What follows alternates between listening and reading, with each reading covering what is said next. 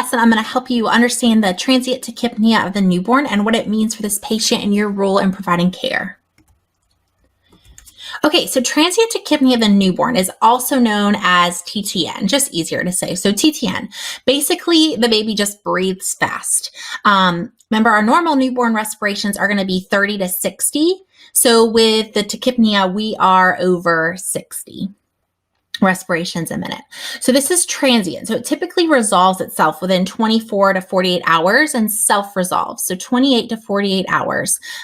Just takes them longer. They're breathing fast for this extra time. So why does this happen? It's typically because of retained lung fluid. So just fluid in those lungs that hasn't gotten reabsorbed yet. So this fluid shouldn't be there anymore. So that's why that infant is having harder time breathing, more labored breathing. And it's typically just that extra lung fluid. All right, let's look more onto assessment. All right, we've already said that this baby is going to be tachypnic. So we're breathing fast. We're over 60. But what else is happening? This baby is going to have findings that are all respiratory related. So they might start out breathing fast and comfortable. So they're just breathing above 60, but they're comfortable breathing. But then they're going to get tired from doing that, right? It's a lot of work. So they might start to have more labored breathing and be in a little bit of distress. So because of this, you might see that the baby gets a little cyanotic, so blue. We might have some nasal flaring, retractions, those grunting, just anything that is going to make or show you that the work of breathing is wearing on them.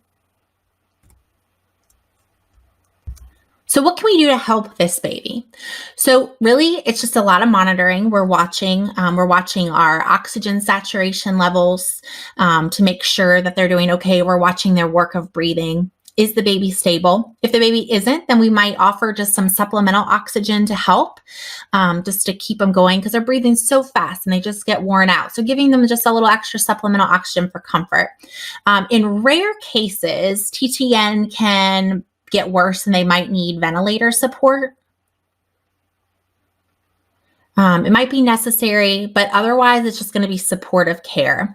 Sometimes the baby is suffering from TTN and they cannot be overly stimulated. So we have to kind of keep a calm environment.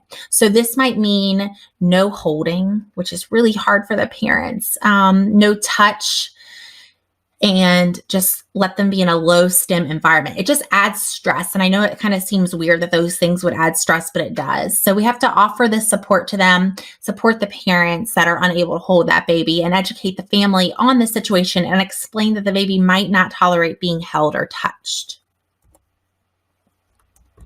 Oxygen and gas exchange are our nursing concepts. With TTN, there's excess fluid, right? Excess fluid in the lungs. So it's making it difficult for the baby to properly do gas exchange and oxygenate their body.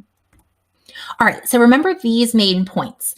The infant is tachypnic. So the infant has tachypnea, breathing over 60 breaths a minute.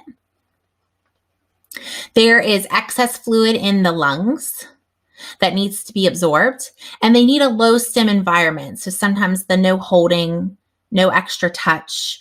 They might need oxygen just for extra support. And the TTN should self-resolve in 24 to 48 hours. Make sure you check out the resources attached to this lesson, review those key points to remember. Now go out and be your best selves today, and as always, happy nursing.